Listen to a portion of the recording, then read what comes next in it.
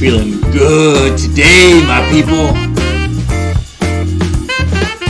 Why are you feeling so good? Mark, tell us why. Oh, because I came on here yesterday around 5 o'clock and I broke the news to all of you. I told all of you that China was getting excited. I shared with you a video of a Chinese professor laying it bare for all of us to see, only to then watch Tucker Carlson pick it up that night and others talk about it today. And I gotta say, that feels freaking awesome. I feel like I scooped Fox. And sure enough, we find ourselves in this amazing moment in time. This incredible sort of, I don't know, crack in the matrix. This little crack in the door where we can sort of peek in. And all of the stuff that we knew was real. Everything we knew was going on, right? Everything that lunatic Alex Jones was talking about, all of it. All of it's just all laid bare. What a time to be alive. What a time to be on the right side of history. What a time indeed. I mean, think about it, people. All of you within the sound of my voice, you guys, you're the ones that have been sounding the alarm on all of this stuff that's happening. You're the herald angel. Little Christmas reference for the time. You're the news barker, waking up the neighborhood, letting them know, extra, extra.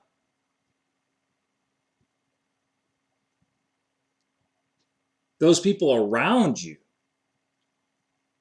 that have listened to you talk about this, that have mocked you mercilessly and told you you're a conspiracy theorist, if those people around you have even a shred of integrity, now they got to look at you and go, oh crap, you were right.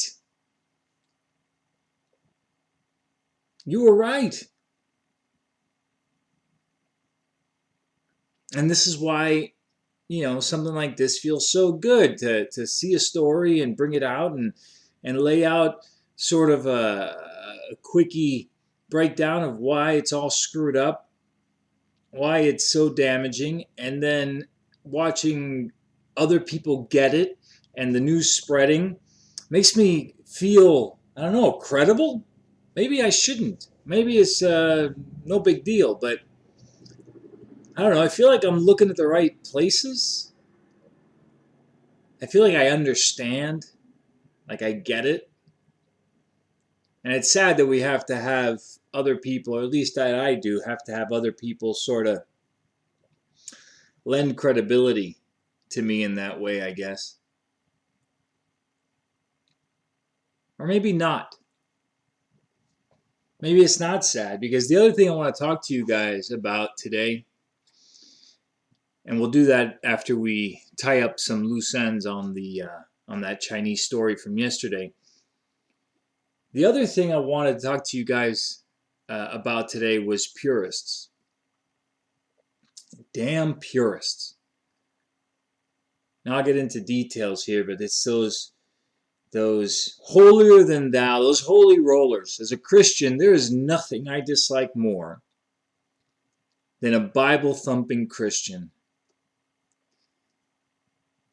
that is so unaware of the log in their own eye, yet can't not help themselves but point out the specks in everyone else's eye. God, I hate a purist. A person that cannot see any gray area. A person that cannot make some sort of concession. A person that sees everyone as with or against, no matter what. And now, don't get me wrong, my podcast is called the Non-negotiables podcast. There are things that are non-negotiable.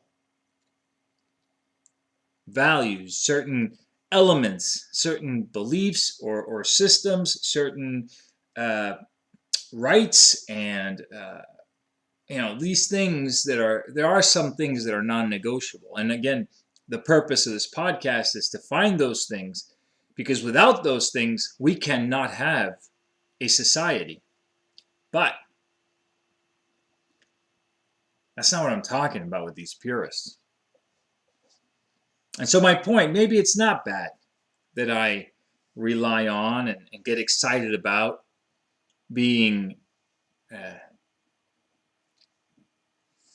shown that I'm headed in the right way, that I'm seeing things the right way by the confirmation of others.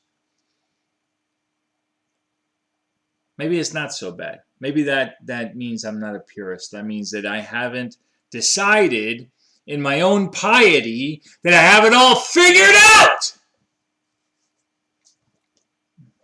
I think as long as you can leave a little room for the possibility that maybe you don't, I think that's what allows us to truck along as a society.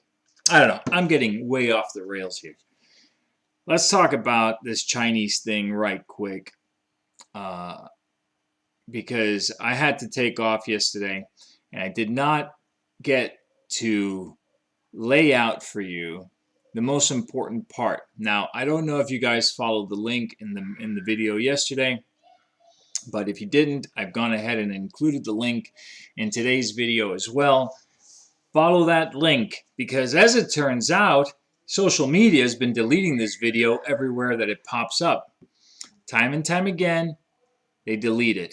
Now, I gotta wonder why. These are free speech platforms, and it's not like there's any kind of hate speech on the part of this guy. Well, I mean, he did say that the woman who helped him at the convention center was a big-nosed Jew. He did say that. So maybe that's what they're talking about. Maybe that's what they're holding on to, but I doubt it. I think that they got calls from the quote-unquote old friends, as this professor likes to call them, who said, listen, you're embarrassing our friends in the Far East. Take the video down. So again, if you haven't had the chance, I highly, highly recommend you go to that link and you pull up this video and you watch the whole thing. It'll also give you an idea of what it is that they want to do as a nation, what their hopes and their goals are for making China's monetary policy an international thing, to move away from the US dollar and all of that other stuff. But we're going to quickly go over this. As per our usual arrangement, I will read to you what the subtitles say in case you guys are just listening.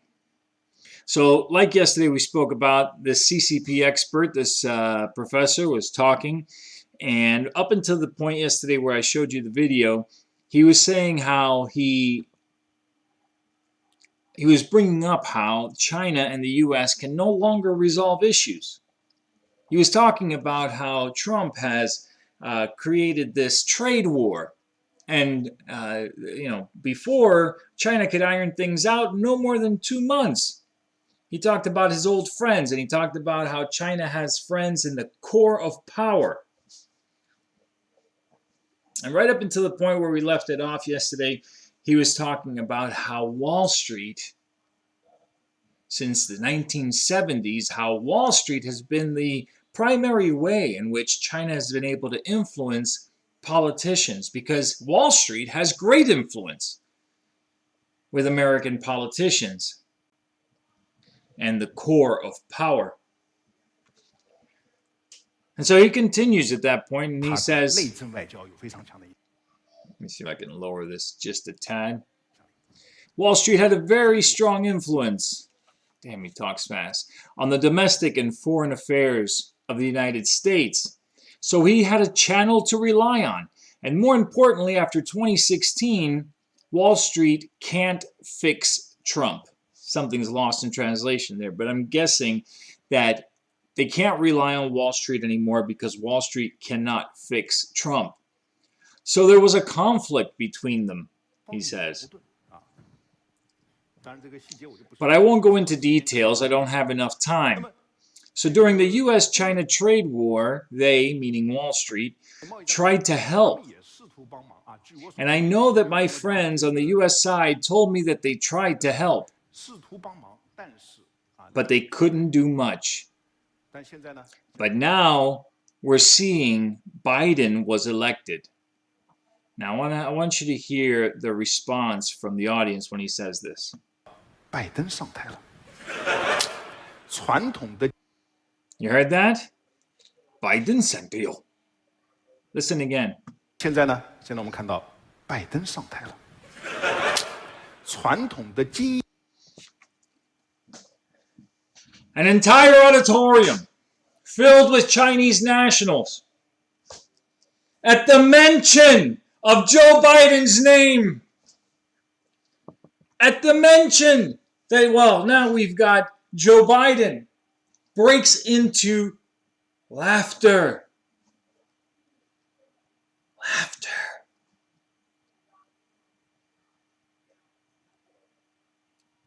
Unrestrained giggles from the entire audience at the mere mention of his name.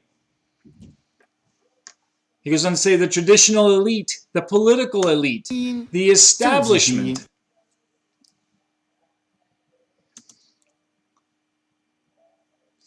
They are very close to Wall Street, so you see that, right?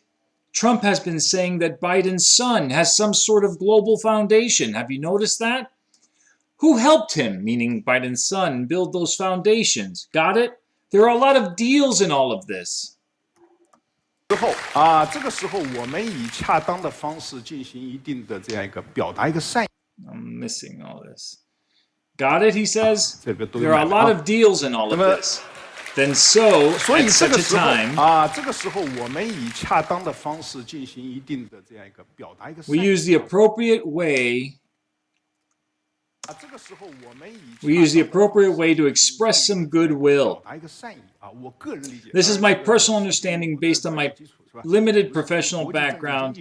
If we understand this matter from the perspective of the international political economy, I think there's a tactical and political value in it. Anyways, he goes on to talk about it. He goes on to talk about all the things we said regarding China not relying on U.S. monetary fund, etc., etc. Listen, my friends, my good people out there in podcast world,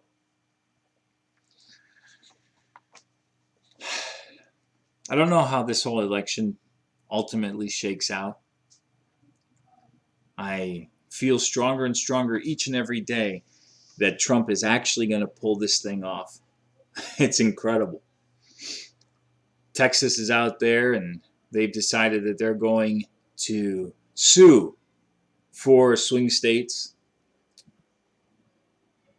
essentially saying that they've gone ahead and taken an unconstitutional approach to this election. Therefore, they have created damages for the state of Texas. this seems like it's a pretty sound policy. It seems like it might actually work.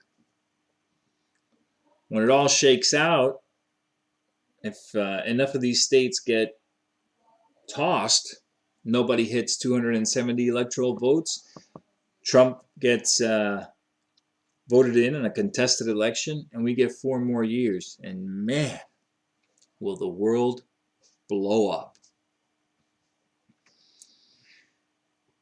There will be rioting. There will be just unrestrained aggression. If you are a public Trump supporter, you will be just an open target. The left will cheer each time a Trump supporter is beaten, stabbed, shot, killed. Every Trumper's home that's burned to the ground, well, the arsonist will be seen as a hero. One less Nazi.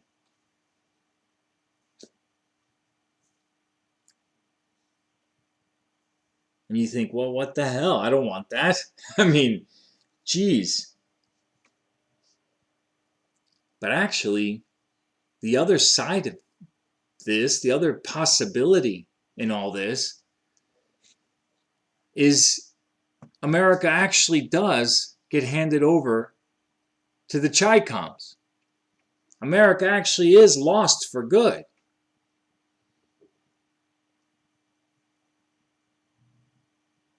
You know, at this point, we talked about it with the whole coronavirus. People say, oh, this is our World War II. Well, actually, in World War II, in order to save America and to ensure that America's economy didn't fail, women went to work and men went to war, put our necks on the line. If you want to take a World War II response to COVID, you should have said, listen, do not shut down the economy. If you die, you die. But the nation is more important.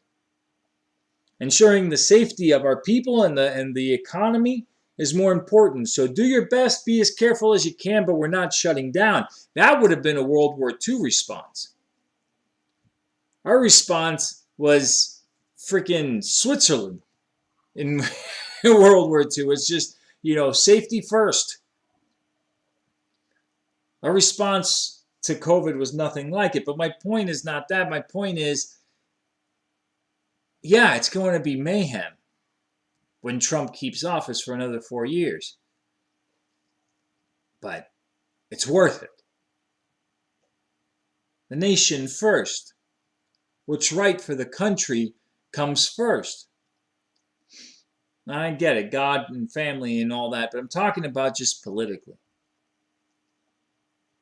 So yeah, we're willing to put up with it.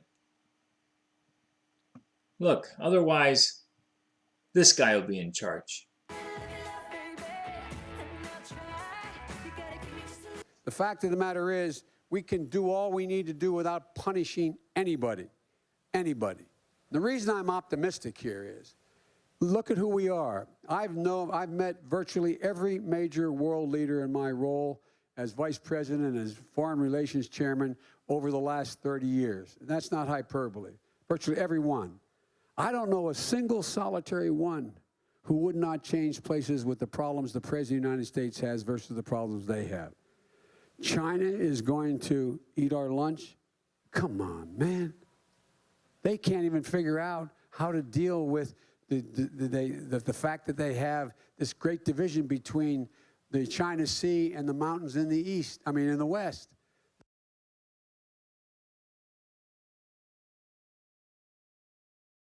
That poor prick. He doesn't know east from west. So, I mean, let's face it. Our options are an absolutely chaotic 4 years with basically civil war conditions, or this prick who, along with his son, created a system of money laundering and influence peddling and influence selling, where millions and millions of dollars funneled through these Chinese companies where Hunter Biden, the brains behind the whole thing, would pay for the family's living expenses, like he said in the text message with his daughter. How he talked about how the houses, the cars, everything, the whole family lives because of what he's able to bring in because of his name. Leading Biden not that long ago to say that China is not a threat at all. He started that little segment of his speech by saying we can protect ourselves without hurting anybody. Of course, he means China. Needs to protect China. If you thought those pictures of Hunter smoking crack were something, just imagine what they've got hidden away. That's the guy we're going to have be president to avoid the mayhem that's coming on the streets?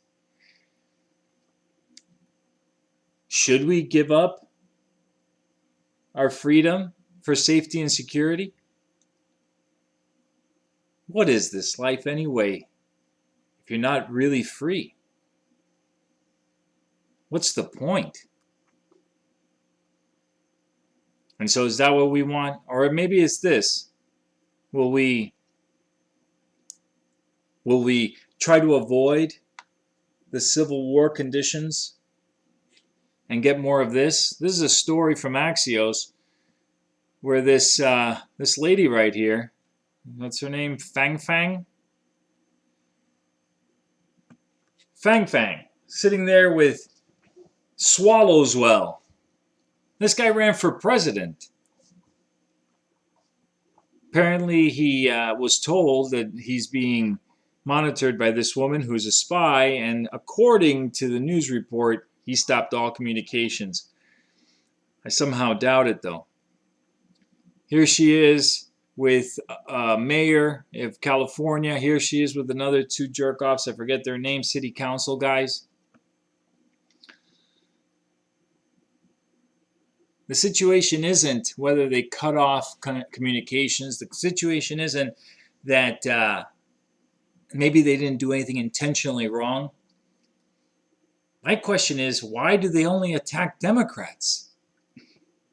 Why is it that the Chinese spies, when they're found out, why is it that they always have their hooks into Democrats? You notice that? Today is this lady, but a couple of years ago, it was Dianne Feinstein. Why is it that every time that there's a big bust on Chinese spies, why is it that they're all working in universities?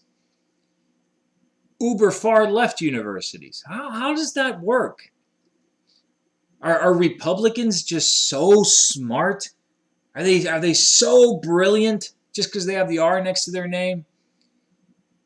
That the Chinese, they just can't fool them. Or is it that the Democrats are playing along? Or at the very least, they're not looking too deep into it. When Fang Fang puts together a couple of $100,000 in campaign contributions for Swalwell, maybe he's not that interested in digging in deep and seeing if there's anything wrong there. Maybe. Just maybe. Again, that's all speculation, but damn, sure seems to be a lot of smoke in that room, doesn't it?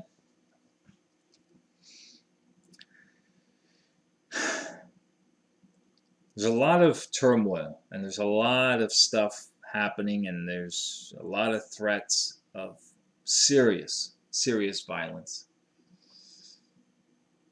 And I'm going to be honest. I have 5 kids and a wife, and I want them to be safe. And I thought, the thought did cross my mind. Well, are we really looking?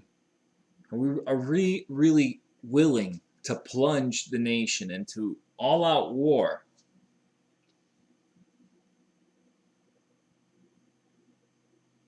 And I realized that was just me being a a coward, you know.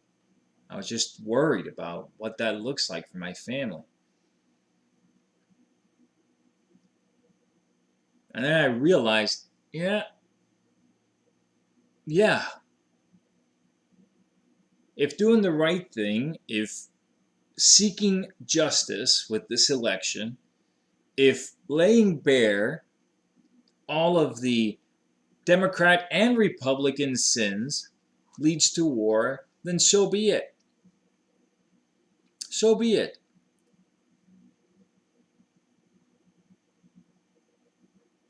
The other option is knowing, seeing the problem, understanding the disaster that's on the horizon by just bowing our heads and going along to get along,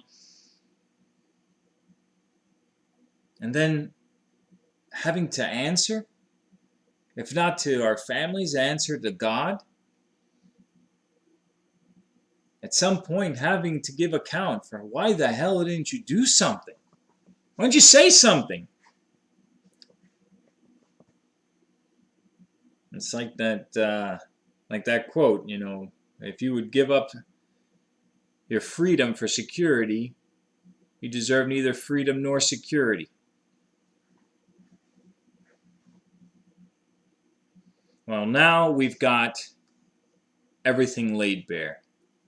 We understand without any reservation, without any caveat, we understand that handing power over to the Democrats, to Joe Biden, is basically handing power over to Xi in China, is basically deciding that we are going to relinquish our standing in the world. It's basically giving a stamp of approval to the pricks at the World Economic Forum and saying, yes, come on, let's have that great reset.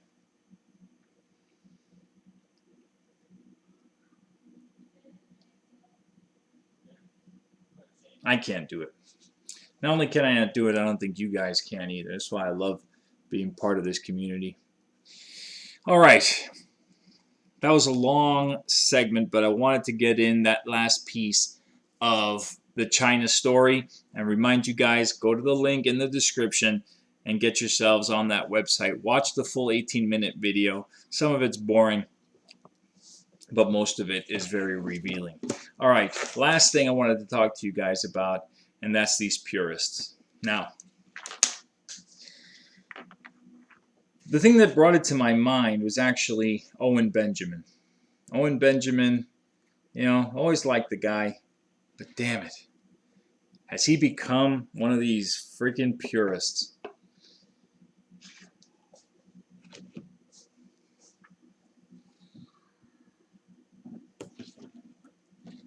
In his one of his live streams, and I've heard this from other people too, he's sitting out there and he's talking about Trump, and now he doesn't like Trump.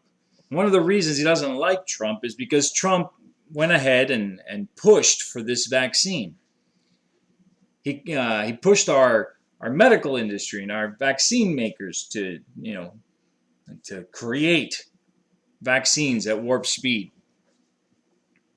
And now I'm not going to take this vaccine, and most of you, I'm sure, are not going to take this vaccine. As a matter of fact, the polls say that maybe 30% of the people intend to take the vaccine. But I hear it over and over again, you know, this idea that if Trump isn't 100% on board with anti-vaxxer, with no mask wearing, if he's not 100% on board with all the things that we personally believe, he doesn't go out there and scream from the mountaintop, look, this is a nonsense virus.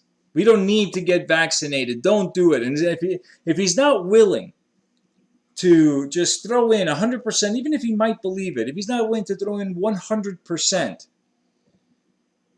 all of a sudden he's a shill. All of a sudden he's, he's bought. He's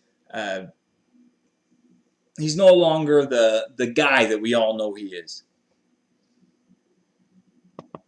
Fact is that we need to have a little bit of gray, guys. We need to have an understanding that this guy is the president of the United States. There is a vast majority of people in this nation that believe in vaccines. They vaccinate their kids. Now, this vaccine apparently is a freaking nightmare. It makes you so damn sick that you wish you were dead. And that's just the first one. When you take the booster a few weeks later, it makes you sicker still. I don't recommend anyone take it, but as president, he has to work towards creating it. He has to push for its development. And he has to make it so that people have access to it. There are people out there that want to take it. A big section of the people who will be voting for him. You don't get all of the good things he's doing unless he has something for the others and the people who want a vaccine. There has to be an acceptance that the guy's being called to create a vaccine, to get a vaccine out.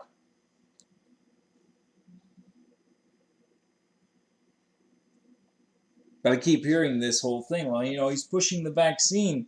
He's thrown in with big pharma. Unbelievable.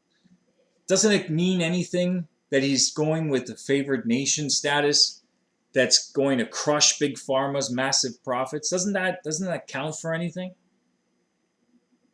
If he's not 100% in line with your anti-vax stance, now it doesn't mean anything that the guy has created a situation for the pharmacy companies where they're losing out and the American people are going to win by being able to buy drugs at a cheaper price.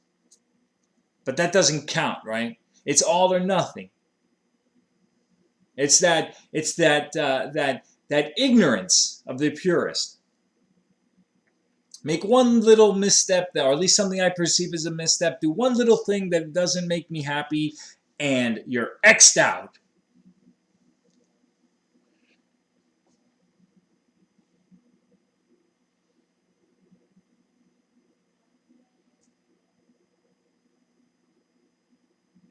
Nothing else matters. Nothing else is of value.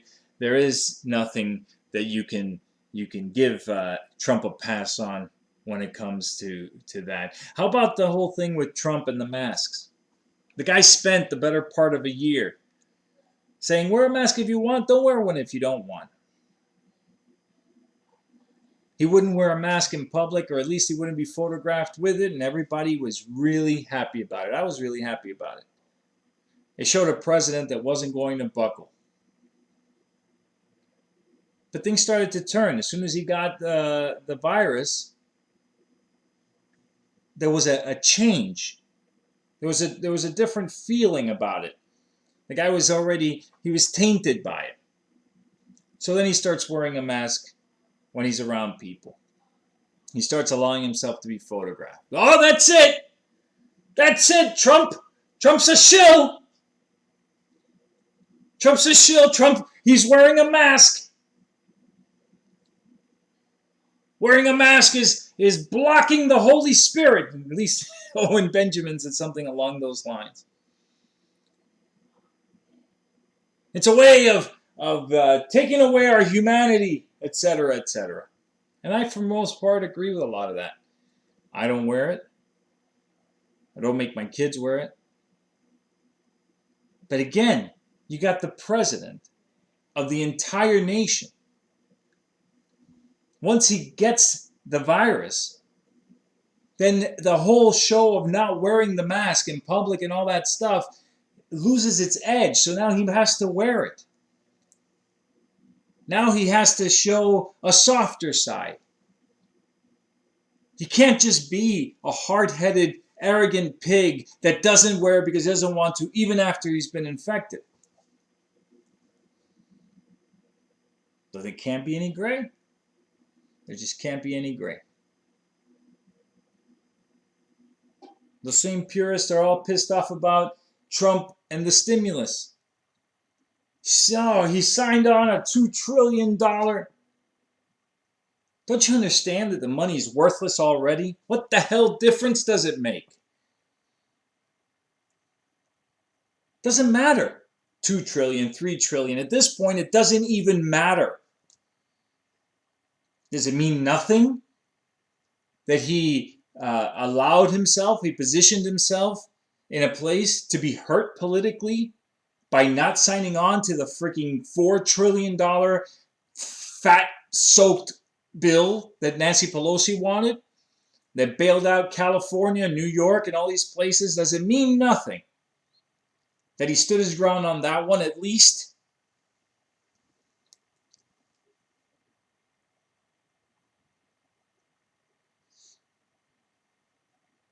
And on and on and on. I could talk about all these things, all of these purist complaints. You know, Trump and the troops. Oh, all the troops aren't home yet. He was lied to, you prick. I mean, to the point where our Pentagon was giving him false numbers. At the end of the day, he is just one guy. There hasn't been a single new war in the 4 years that he's been in office. Something that hasn't happened in the last 4 presidents. But that means nothing. Every single troop across the wider world isn't home yet, so he's a liar. He's a warmonger. And on and on and on. Don't even let me get started on how these purists complain when he supports Israel. Jeez, that gets pretty dicey.